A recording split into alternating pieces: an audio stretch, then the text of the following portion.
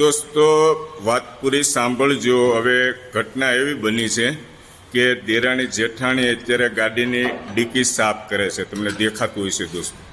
હવે આની અંદર બન્યું એવું, આ ગાડી હું ઘણા ટાઈમથી ચલાવતો હતો પણ અંદર દુર્ગંધ એટલી આવતી હતી, એટલે એમ થતું હતું શું હશે, કંઈ વેરાણું હશે, છોકરાએ ખાધું હશે, એ કંઈ વેર્યું હશે। પૂરી સાફ કરી નાખી છતાં પકડાતું નહીં, પણ દેરાણી જેઠાણીએ આજે પ્રોબ્લેમ સોલ્વ કરી દીધો છે। હલો, ઘણા ટાઈમથી અંદર દોસ્તો શું મળ્યું અંદરથી?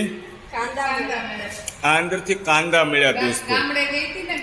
ગાડી ગામડે ગઈ એટલે આમથી આમ ફેરવું હોય છે, એમાં જે કાંદાનું પોટલું મૂક્યું હોય એમાંથી નીકળી ગયા છે અને એ ફસાઈ ગયા ટાયરની નીચે।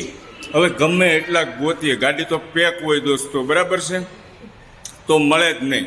પણ ખરેખર દેરાણી જેઠાણી સામું જોવું, ખરેખર તમને હું થેન્ક યુ વેરી મચ દિલથી કહું છું, કારણ કે હું ગોતી ગોતીને થાકી ગયો। આ સ્મેલ શેની આવે છે, કેટલા પરફ્યુમ યુઝ કરું, અંદર સ્પ્રે મારું, તો પણ એ સ્મેલ જે છે ને, બેડ સ્મેલ એટલી બધી આવે ને। એસી ચાલુ કરીએ ત્યારે દોસ્તો શું વાત કરું તમને। અને આ રીતના જો એટલા અંદરથી કાંદા નીકળ્યા છે અને આ બધા કાંદા આ ટાયરની અંદર નીચે ફસાઈ ગયા હતા।